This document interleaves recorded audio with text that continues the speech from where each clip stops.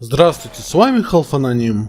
Этот ролик я хочу посвятить неэкранизованным в аниме главам манги «Одному лишь Богу ведомый мир». За рубежом это название просто сокращают до Тугок или Каминоми. До того, как я решил сделать этот ролик, решил проверить, на YouTube выпускал кто-нибудь что-нибудь подобное. И я нашел только один ролик на английском, где некий витюбер рассказывает о последней арке. Однако он на английском, а контента для русского ютуба по Каминоми раз-два я обчелся. Поэтому я посчитал, что найдется русская публика, которой будет интересна эта тема. После того, как я составил сценарий и озвучил его весь, оказалось, что появилось еще одно видео по Каминоми. И оно как раз рассказывает про последнюю арку. С точки зрения монтажа видео отличное, но вот если рассматривать содержание, то тут не так все радужно. Во-первых, по мнению автора видео, концовка манги такая не просто потому, что мангака так решил, а потому что только такая концовка истинно верная. Она продиктована свыше, сам Иисус дрочит на Чихиро, блять. Во-вторых, автор допускал при описании последней арки некоторые фактологические ошибки, и саму концепцию последней арки объяснил так хреново, что даже я, человек, перечитавший мангу несколько раз, перестал понимать, о чем он вообще говорит. Короче...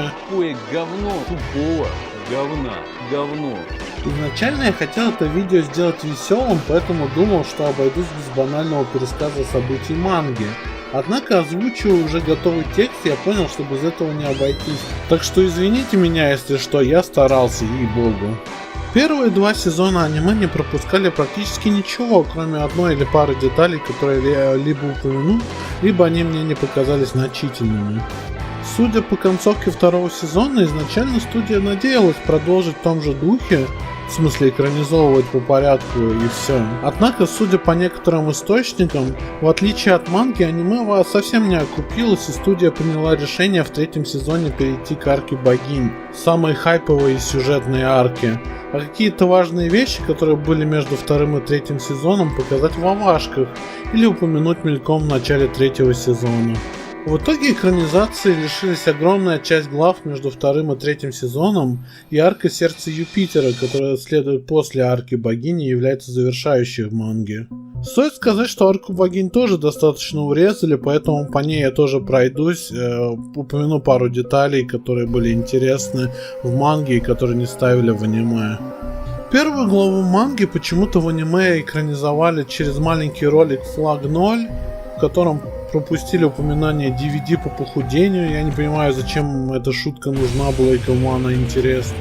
А потом, после события ролика Flag 0, начинается сама первая серия первого сезона. Сцена претензий к Кейме учителя выглядела в манге немного по-другому. По идее, в манге после вопроса о том, скучнее ли ее урок по сравнению с его играми, он не сразу выдает «дайте сохраниться», а упоминает точное количество игр лучше, равных и хуже ее урока. И хуже только одна игра. И на вопрос, а какое название у той игры, он выдает как раз фразу «дайте сохраниться». Кстати, я только что заметил, что на этой же странице он упоминает точное количество игр, в которые он сыграл. 5028. Неважная деталь, но мне почему-то всегда казалось, что 10 тысяч героинь обозначает 10 тысяч игр. А тут, оказывается, видимо, в каждой игре было по несколько рутов и разные девушки. Также в первой главе вырезали момент, который мне показался очень важным, так как более точно описывает, как метод Кейма работает. Когда Кейма узнает о травме Аюми, он говорит, что все сходится и он видит концовку. Однако в манге есть дополнительная страница, в которой он поясняет, что произошедшие события соответствуют сюжету двух игр, которые он когда-то играл. И когда Элси спрашивает, и что, он прямо как в играх будет себя вести, он отвечает, ну конечно нет, я хотя бы имена поменяю.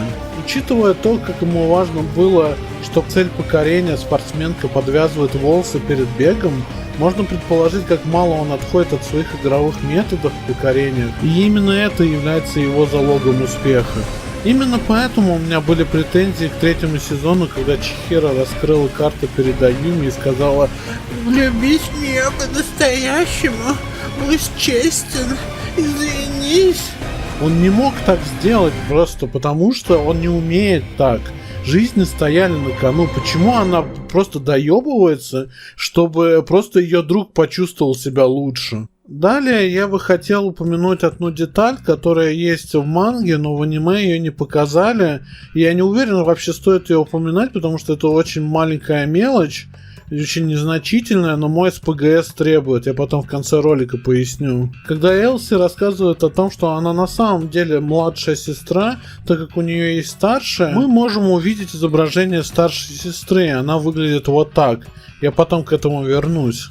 Что характерно для первых глав Каминоми и пару последних, в них есть панцушоты, которых, правда, в аниме не будет. Это мне показалось более подходящим для франшизы, потому что она менее эчишна по сравнению с другими гаремами. Знаете, когда я начинал писать сценарий, я думал, что в аниме адаптированы все главы, которые были до арки Джун, учительницы-стажерки. Однако некоторые главы не были адаптированы, поэтому я решил упомянуть их до того, как я дойду до глав после второго сезона. Например, там присутствуют главы, когда у матери Кеймы день рождения, и она пытается провести немного времени с сыном. Так как целый день Кейма не вспоминает о дне рождения матери, она закатывает истерику.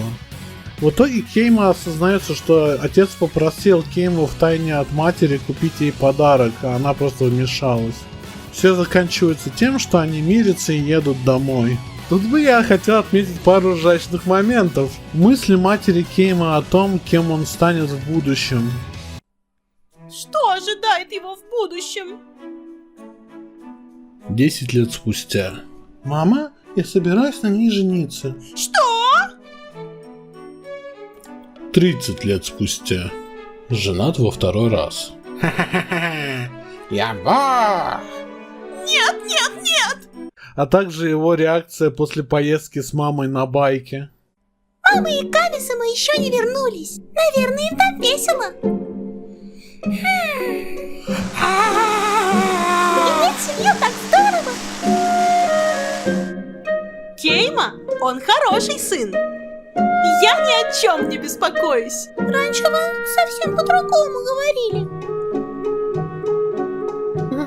Я бог. Я стал богом. Это как так ездить надо? Далее идет целая глава о том, как сайт Кейма, где он рассказывает о прохождении игр, повлиял на индустрию в целом. Кстати, в конце каждой главы или тома существуют иногда не экранизованные зарисовки о жизни Кейма и других персонажей. Вот это мне показалось немного темной, по-моему. Я понимаю, что это не к месту, но, блять, как же я ненавижу арку Джун Нагасе, стажера-учительницы. Просто из-за ее финала. Если ты задалбливаешь людей ненужными ими идеалами, и те отворачиваются, задалбливай их еще и еще. Ну точно же сработает, ну 100 пудов, а чё не так-то? Что такое безумие? Безумие – это точное повторение одного и того же действия, раз за разом, в надежде на изменения. Это есть безумие. Знаете, я так подумал, ведь Джун со своими идеалами может и до такого дойти. Войска завоюет реальный мир, а я стану императором всей вселенной! Хочу сделать еще одно лирическое отступление. Дело в том, что в последних сериях первых 2 сезонов были сцены, которых не было в манге. Хочется отметить сцену из первого сезона последней серии, когда Элси разговаривает с Кеймой как будто на мосту и говорит, не жалко ли ему тратить свою юность на такую фигню. А Кейма говорит, ты просто не понимаешь, я действительно получаю удовольствие, я действительно доволен жизнью, удовольствие доставляется мне в душу. Также во втором сезоне в конце была такая мысль Кеймы. Если в дерьмовой игре можно найти отличный рут, то почему нельзя такого же сделать и в жизни? Когда я еще не знал, что этого момента не было в манге, у меня было впечатление, что на такой мысли и должна закончиться манга в целом. Но, увы. После окончания покорения Джун начинается глава, бытовлящее количество которых не было экранизовано. Есть арки с отдельными покорениями, есть главы, содержащие отдельные истории, которые включают в себя рассуждения Кейма по тем или иным вопросам, или его делишки с демоншами или уже другими знакомыми персонажами. Например, сразу идет история о том, как местная Силя из Евангелиона обсуждала, стоит ли Элси давать медаль за поимку духов, так как по меркам ада 7 пойманных духов — это огромное достижение. Во что изначально не могла поверить Хаку, то есть как это такая недотёпа Элси могла поймать больше духов, чем она. Глава довольно рофильная, потому что вряд ли главы ада ожидали именно такого поведения от самого компетентного ловца духов. Следующим идет покорение Цукиё, девушки, помешанной на красивых вещах и красоте в целом.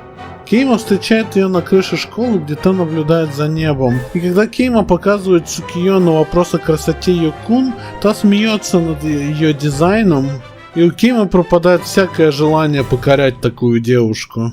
Доходит до еще одной отсылки на Евангелион, например, вот этой.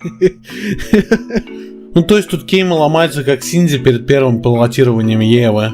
Я не хочу ее покорять, не хочу, пускай ее дух захватит, мне все равно. В этой арке мне как раз запомнилось то, что это первая девушка, которая узнает, что ей манипулировали.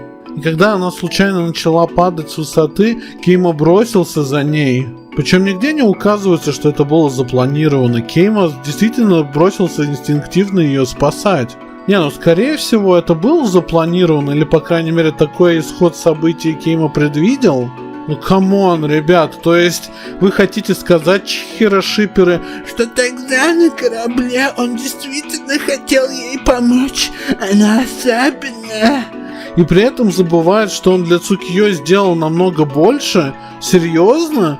Это Чихиро особенная? Далее идет небольшая арка о Хакуе и ее партнере по ловле духов, старой бабке, обходящей дома и продающей соки. Благодаря этой арке Кейма узнает, что любовь не единственный способ изгнания духа, однако он самый быстрый, но при этом опасный, так как при нерешенной проблеме дыра в сердце открывается заново. А ведь изначально Элси говорила только о любовном методе, а на тот момент никто не мог знать, что игровые умения Кейма работают и в реальном мире. Тут, как вы понимаете, уже сдавались крючки на будущее. Следующей целью Кейма является младшеклассница-пловчиха. Первая глава повествуется от ее лица. Поэтому можем увидеть, какое впечатление на нее произвел Кейма. Он был таким, загадочным бисёненом из сёдзе. Светился под луной его идеальная форма пловца. А на деле мы узнаем, что он плавал так быстро, потому что Элси тянула его за трос. Эта арка мне запомнилась вот этим вот комедийным моментом, который...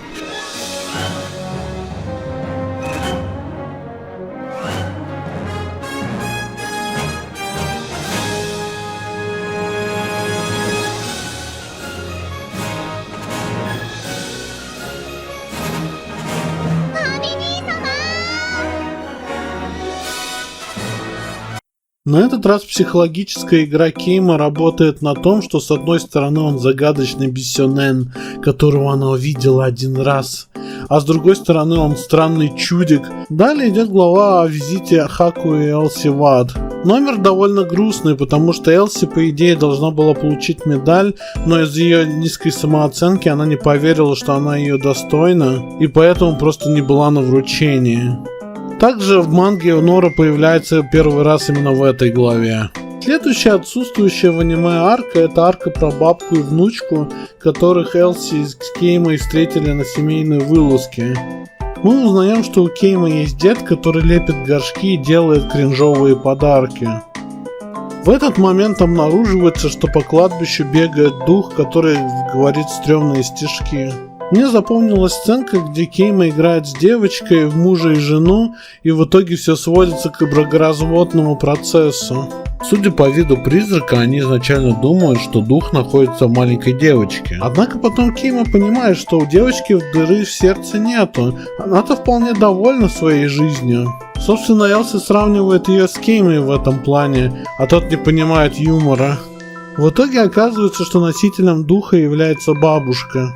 Если честно, это довольно депрессивная арка о старости. К старости большая часть твоих друзей уже покинула этот свет, и ты остаешься один. Но так было не всегда, и ты должен жить с этой болью и дальше. В итоге Элси уговаривает духа выйти из бабки, потому что бабка явно не родит, и ему нет смысла в ней оставаться. Дальше идет арка про девушку-подростка, официантку раменной. В раменном ресторане дочь официантка не ладит со своим отцом, который является и хозяином, и главным поваром. В итоге Кейма понимает, что ему нужно разрешить ее конфликт с отцом, и это будет ключом к ее сердцу. Мне показалось, что это довольно трогательная арка о том, что тяжело порой смириться с маленькими амбициями. Депрессия отца мне кажется абсолютно понятной. Если отмечать конкретные моменты, то мне запомнилась шутка про мертвые глаза. То есть, это очень смешно. Кейма спрашивает Элси, ну как тебе моя улыбка? Она такая, ну глаза немного мертвые, но в принципе сойдет.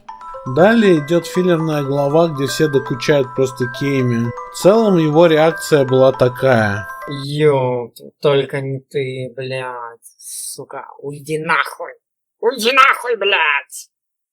Тут уже понимаешь, что это действительно гаремная манга, но с Кеймой все, что происходит, становится очень веселым, потому что он же не просто Аяш, он просто ворчливый старый дед-геймер. И это очень смешно, блядь, я очень могу себя с ним ассоциировать. В этой главе уже упоминается винтаж и намеки на серьезный сюжет. В этой главе я выделил момент, когда Кейма говорит, что Элси это неплохой помощник по сравнению-то с остальными демоншами, она хотя бы не заебывает его. Дальше идет арка про девушку-игрока в шоге. Почему-то у меня в сценарии отмечено 2 задницы, как первое, что я запомнил из этой арки. Мои приоритеты ясны. В целом арка так себе, опять про амбиции и чувства. Однако в ней мы узнали, что Кейму все-таки можно выиграть. Также мне понравилось упоминание, что Кейма в своих дейт-симах играл как раз в шоге. Он не как Мэриум из Hunter x Hunter, которому нужно лишь узнать концепцию и правила игры, и он сразу начнет всех нагибать. То, что Кейма изначально играл в шоге в совокупности с его умом, и делает его таким сильным игроком. Да, и шутка про диалект понравилась. Наконец-то Кейма порадовался, что кто-то рассказывает о себе и такой «Давай, давай, еще!»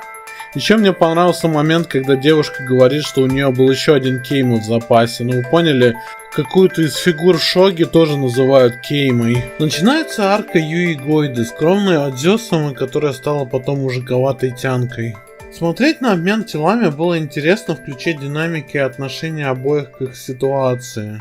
Если поначалу Кейма себе сиськи мял, жил и не тужил, а Юи жизнь в теле Кейми доставлял дикий дискомфорт, то со временем все стало наоборот. Женское тело начало менять Кейму. Он увлекся Атоми играми, начал себя вести женственно.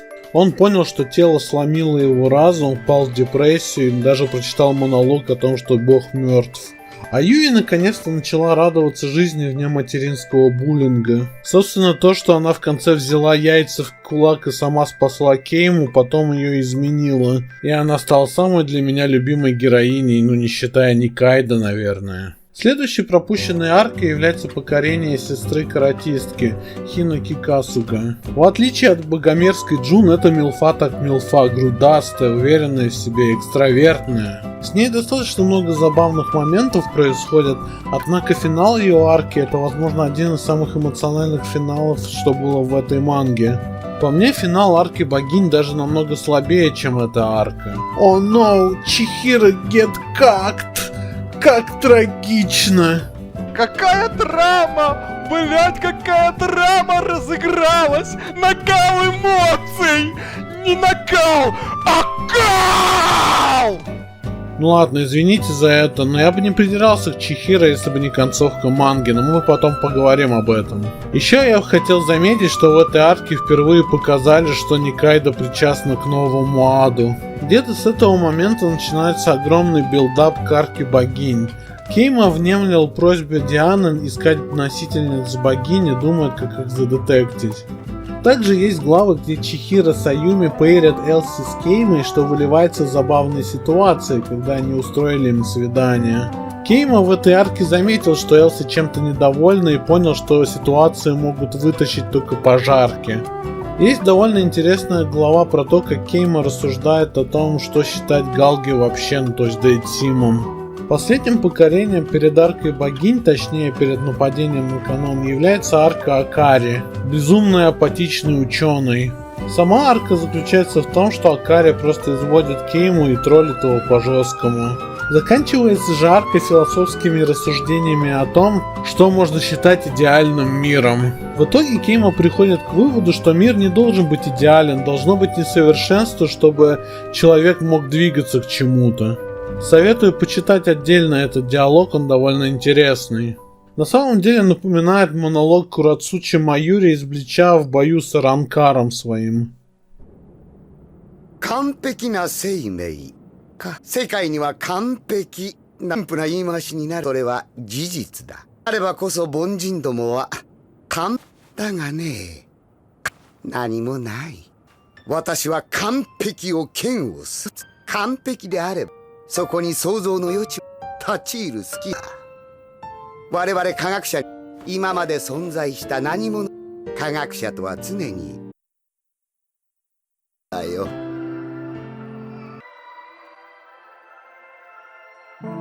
つまり Благодаря полученной из прошлых арок информации, Кейма идет на риск и предполагает, что богиня находится в 4 из 5 девушек, которых он уже когда-то покорял. Он предполагает это, потому что он один из редких людей, который изгоняет духов с помощью любви. И явно это не совпадение, что в двух его целях были богини. В манге помимо Минами и Мио он проверил еще, например, Джун. На самом деле, если говорить об изменениях в аниме, мне понравилось, что выкинули Фиори вообще из истории. Персонаж вообще никакой и на самом деле не приносит ничего. Пересматривая аниме-арку богинь, я заметил очень интересный момент. В одной из серий Диана, то бишь богиня Тенри, начинает опять сраться с Хакуей и истерить, что у нее нет крыльев, и Кейма такой.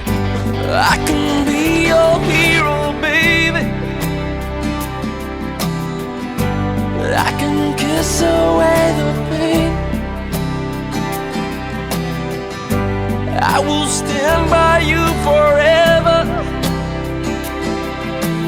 You can take my breath away. My ovaries have exploded. В общем, говорит ей приятные вещи. Диана извиняется, Тенри уходит, у Дианы растут крылья, и на романтичной ноте заканчивается серия.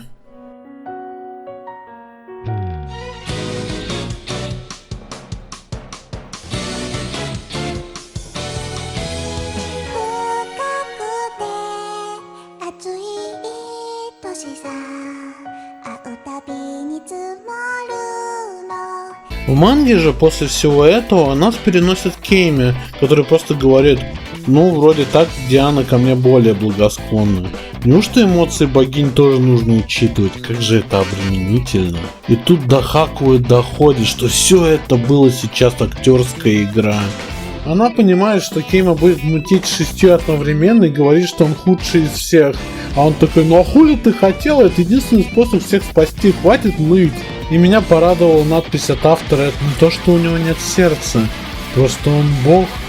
Боже, как же это шикарно.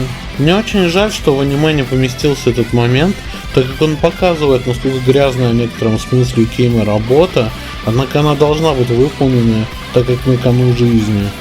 Сложнейший выбор сделает лишь сильнейший. В перепокорении Юи было пару изменений в аниме. Мне бы хотелось отметить, что почему-то в аниме Кейма ударил Хаку по носу.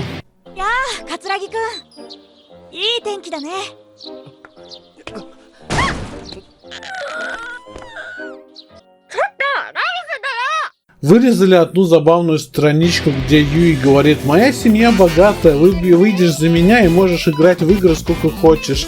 И Кейма такой: правда? Плюс мне очень нравится Марс, потому что обложка с ней это просто секс.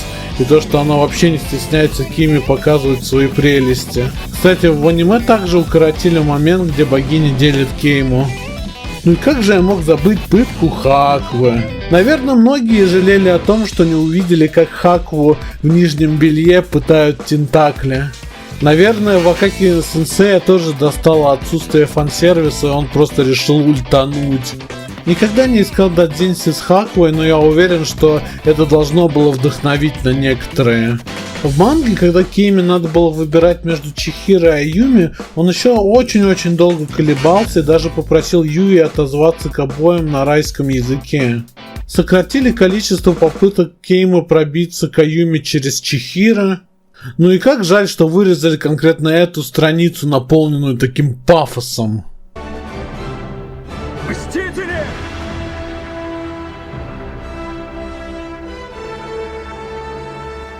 К бою. Ну и конечно же, давайте посмотрим этот самый концерт, эту песню, которая запала нам в душу.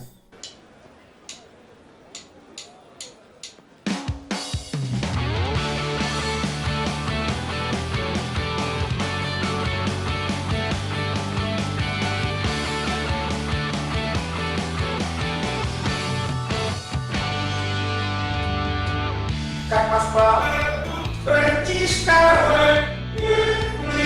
поможет тебе твой мой.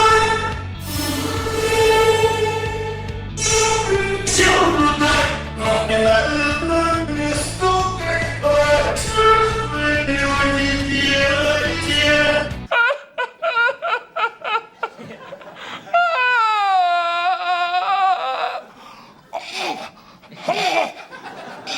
Касательно темы слоника. Я недавно обнаружил маки в манге, где богиня отравляется, испробовав хлеб, который испекла Элси. Даже Меркурий интересуется, что это за хлеб-то такой. Учитывая, что Элси своему братишке тоже покушать приносила этот хлеб, скорее всего, причем он небось сладкий, то как бы... Братишка, как поспал, братишка? Проголодался, наверное. Я тебе покушать принес. Сука, блядь, пидорас, блядь.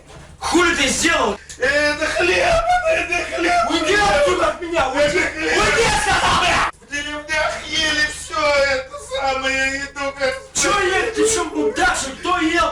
Мой хлеб ели. Хлеб ели, говно ты не жрали. Совсем дошел.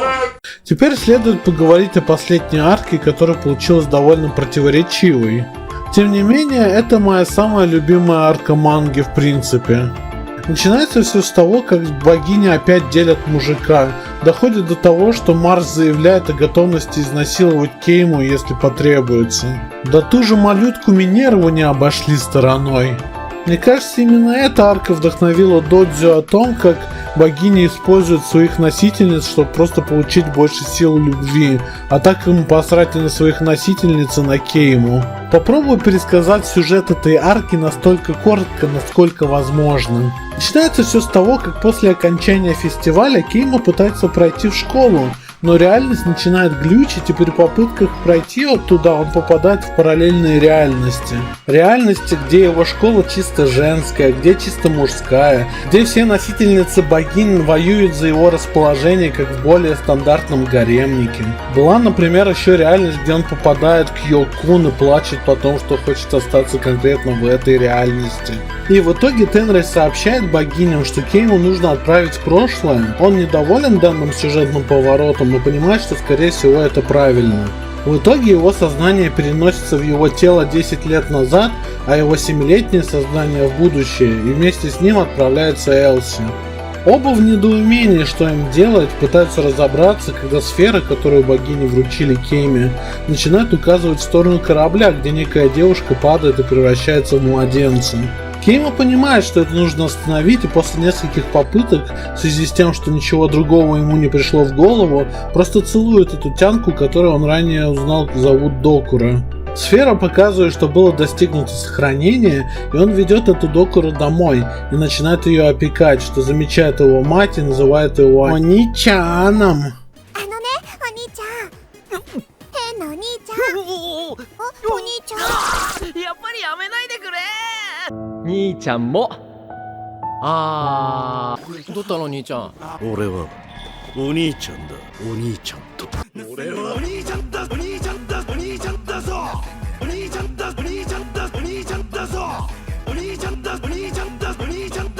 Ну, то есть просто старший братик.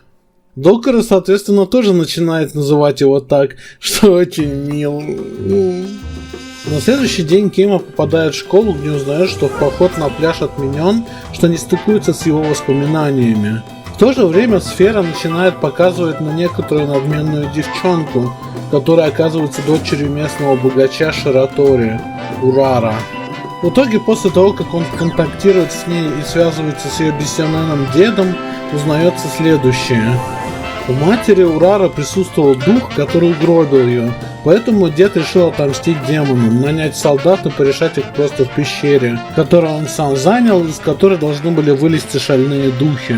Разумеется, это у него не получается, его убивают, и Докура пользуется сохранкой, и Кейма с помощью долгих манипуляций спасает от духа Урару, и в благодарность дед выполняет просьбу Кейма, убирает оцепление вокруг пещеры и договаривается, чтобы поход на пляж провели все-таки.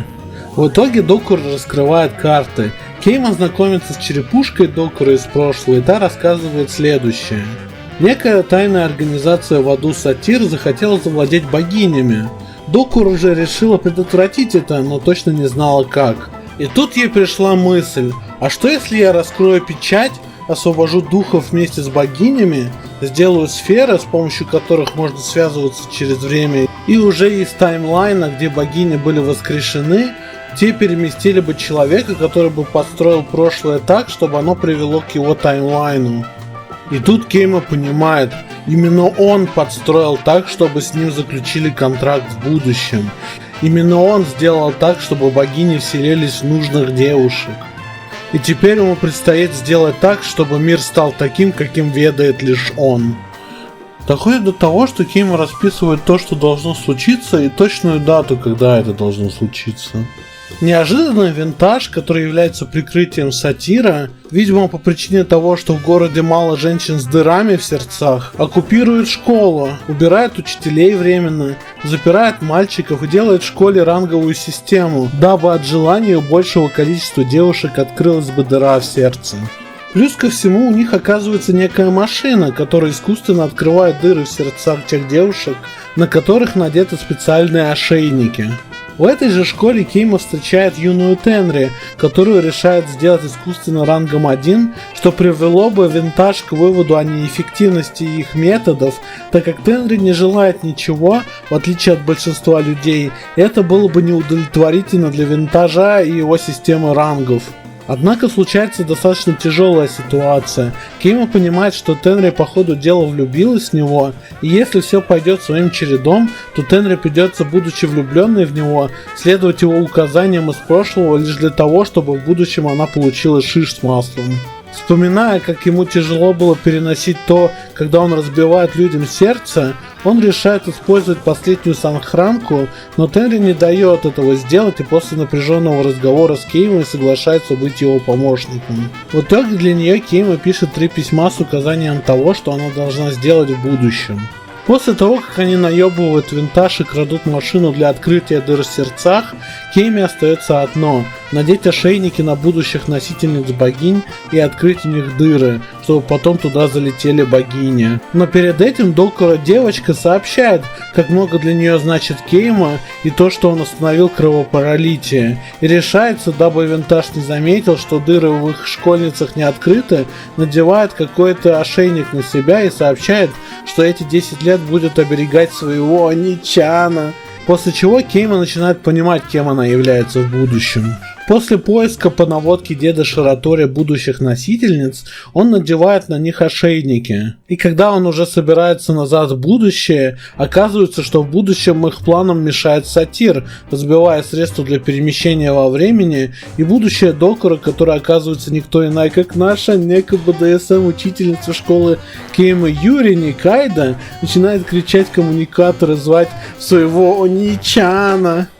Однако реальность все равно ломается, но при этом носительница в будущем оказывается в белой комнате и восстанавливает аппарат, что дает вернуть Кейму в будущее. Перед тем, как вернуться в свое тело, он просыпается в реальности Элси, где она сообщает, что она реинкарнация могущественного демона, которого Сатир хотел использовать как оружие. Именно она остановила время, создав белую комнату, где континуум был восстановлен. Кейма возвращается в свою реальность, в которой, однако, Элси теперь его родная сестра, никто кроме него о ней не помнит. Кейма признается Чихиро в любви, та ему отказывает, что вызывает недовольство Кеймы, который говорит, что в целом это делает, чтобы разрушить гаремник, и при этом намекается, что он действительно любит Чихиро.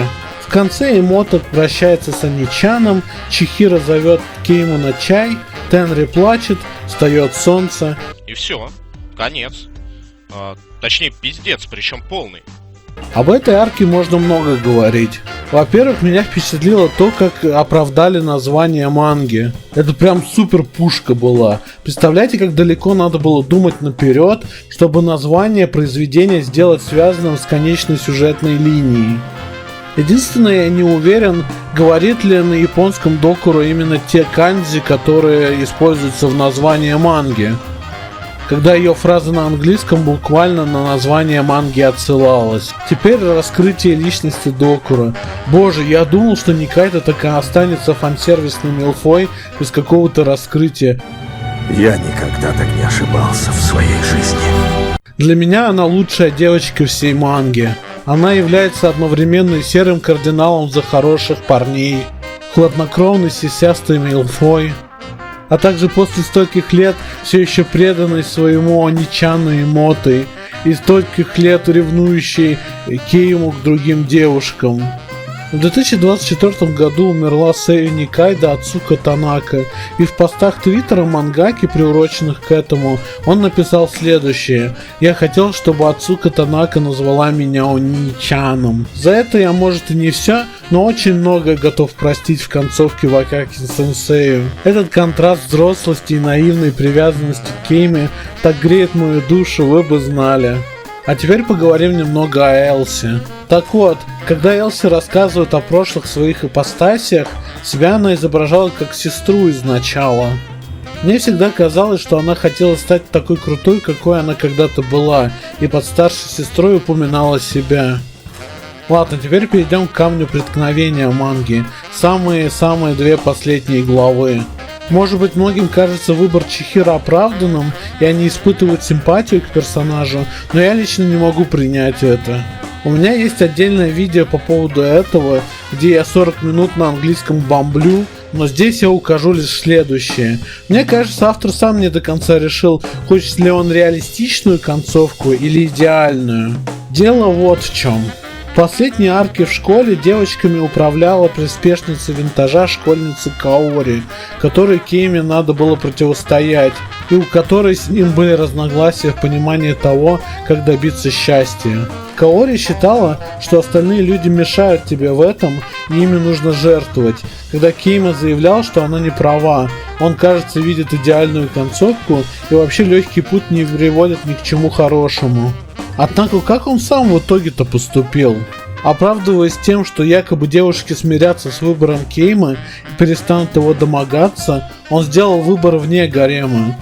Но послушайте аргумент «идите нахуй, а я с Чихиро» разве автоматически лишает их всех чувств, которые они испытывают к Кейме? Учитывая, что Каори назвала Кейму одного поля с ней ягодой, то я бы не удивился, что концовка была бы вот такой, например. Я признаю, Каори, мы одного поля ягоды. Я не хотел это принимать. Пытался изобразить, что не понимаю тебя, но это не важно. Сначала я поиграю с тобой. Вернувшись в будущее всех девушек, кроме Чихиро, я отошью. Что бы они ни говорили, как бы они меня не любили, я брошу их всех. Мне больше не нужно оправдывать свои действия. Возможно, через 50 лет я увижу, как то, что я сделал, повлияло на мою жизнь. В долгосрочной перспективе эти действия, скорее всего, принесут несчастье. Так что я продолжу жертвовать людьми. Потому что это единственный способ стать счастливым. То есть не является ли концовка именно тем способом, о котором говорила Каори, чтобы победить в жизни, нужно жертвовать другими людьми? Потому что лично мне кажется, что к этому все и свелось. Еще на это указывает то, что Кейма писал в письме Тенри, что он не видит хороших вариантов. И что это за говно с Тенри? То есть вы хотите сказать, что она 10 лет любила Кейму, выполняла его план, а потом в конце узнала, что он ее не выберет, и все шиш с маслом? И то есть в конце она плачет, а Диана такая...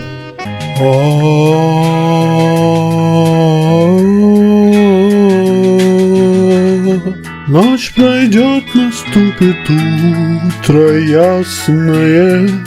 Знаю, счастье нас с тобой ждет.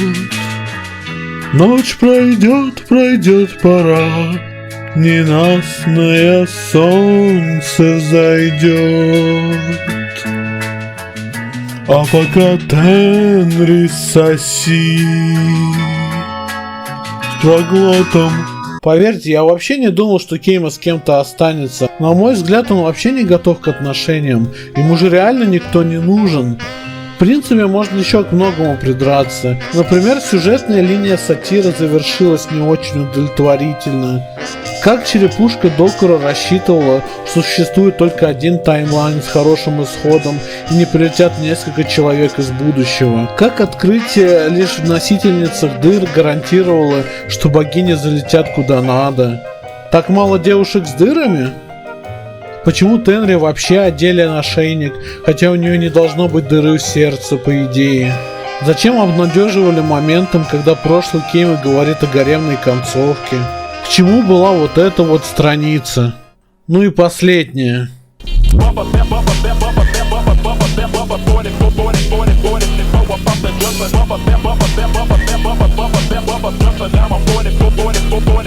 Несмотря на все это, я все же мечтаю, что когда-нибудь последнюю арку экранизовали бы. Ацука Танаку вряд ли кто-то сможет заменить, однако, положим, Майя Сакамото бы справилась, так как озвучивает лолей и зрелых женщин ей не впервой.